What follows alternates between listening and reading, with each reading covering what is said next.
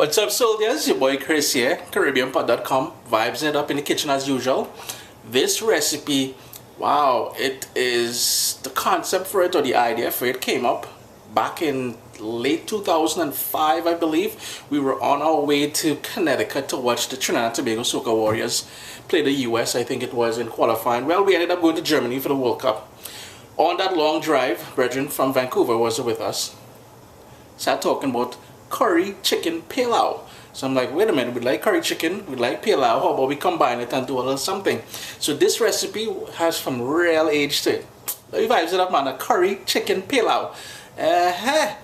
Trust me, it's gonna be nice. I got here a couple chicken breasts, boneless chicken breasts that I just cut up into a half-inch cube pieces. We're using chicken breast for this. If you want, you can use any sort of chicken you want, dark meat, bones, whatever. But this is a quick something that we're doing. So we've got to season and marinate this for about an hour at least. And I'm going to go in with salt, and it may seem like a lot of salt, but I won't be adding any more salt later on when we add the rice and the other ingredients. Next up, Caribbean green seasoning. And that is just a combination of all the herbs and garlic and stuff like that that I like. And this is something you'd find throughout the Caribbean in some form or the other, that we prepare and have it handy for when we're seasoning our meats and fish and even vegetarian dishes. Some fresh ground black pepper. And if you don't have that Caribbean green seasoning, I don't encourage you to buy this stuff in the store because they add food dye to it, they add a whole bunch of preservatives to it. Just get some fresh herbs that you like using and put it in here. Speaking of which, here I've got about a quarter to about a third of a scotch bonnet pepper, half of a tomato, and a couple scallions. Just gonna put all that in there. An optional ingredient, I have some garam masala. Just gonna go in with about half a teaspoon of that. Smelling nice and toasted, boy. And I'm going to go in with a little bit of curry at this point as well, just your favorite curry powder. Mix that up, stir it properly, and then allow it to marinate. Actually, you know what? Let's hit him a little ketchup. That's going to give it a nice little acidity to bring everything together. I've got a nice wide pan on a medium to high flame. I'm going to go in with about a tablespoon and a half of vegetable oil, and I'm going to turn my heat down because the pan was already warm. I'm going to turn it all the way down to low, and here's where we're going to start building that flavor. So we're going to go in with some diced onion. So that's just half of a small onion, and I have here 3 large cloves of garlic. Just going to move that around in there, low heat, and let that sort of sweat down for about 3 to 4 minutes. With my heat still on low, I'm going to go in with my curry powder now. Use your favorite curry powder. Wow, well, it broke, boy. Hold on. Time for a new supply. And what we're going to do here now is toast that and awaken all the spices which make up that curry powder.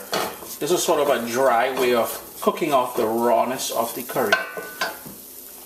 After about 3 or 4 minutes, the curry should start clumping together. It will go a little bit darker, and the entire kitchen should start smelling like that lovely Caribbean curry something. Here's where we're going to turn up the heat now to about a medium high, and we're going to go in with that marinated chicken.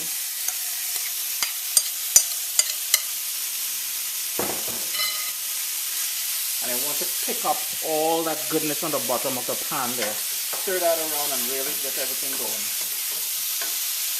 Since we're using chicken breast and we don't want to dry it up, plus we cut it into some very small pieces, this will only take about 5 minutes or so before we start adding the other ingredients. If you're using larger pieces of meat, you will want to cook this off for a good 10 to 15 minutes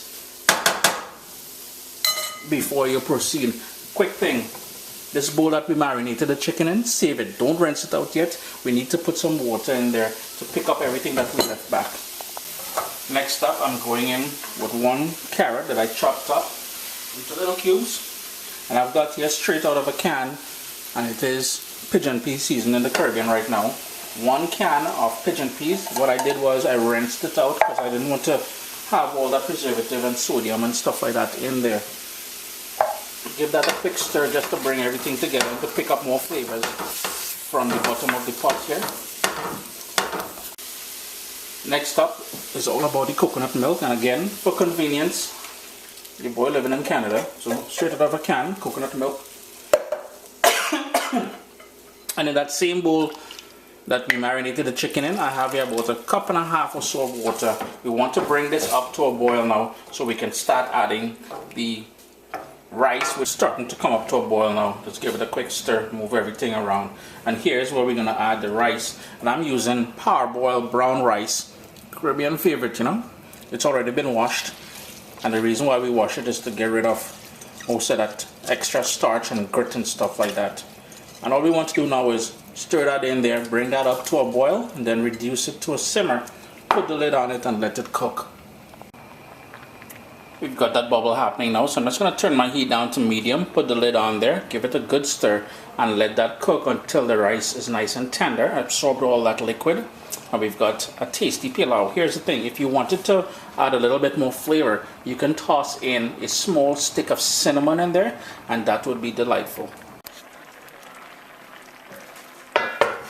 A nice bubble going on here. That is because the lid was on. You see the rice is going to start picking up all them flavors. Every so often give it a stir just to avoid it sticking on the bottom of the pot here. That coconut milk and the natural sugars in this may cause it to want to start sticking, you know. Looking good, looking good. All the water has been absorbed, so I'm going to turn off my stove here. It took about 25 minutes or so to cook that rice, depending on the brand of rice that you use, and this is from experience, I know this, it will differ. What I'm going to do here now, I've got some fresh cilantro. I'm just going to toss that in there, give that a quick mix, put the lid back on there, and let that sit for about 10 minutes before we kind of flake it up, you know. So there you go, friends, a curry chicken pilau. All the elements of a good pilau, except we started off with a sort of a curry base. I have the traditional recipe on CaribbeanPot.com if you're looking for that traditional chicken pilau recipe. Remember to fish out the cinnamon stick if you decided to put it in there. But Chris here, CaribbeanPot.com, always a pleasure to have you guys here in the kitchen with me. Do give this recipe a try and check out the website, man. I'm going to have the printable details on there pretty soon.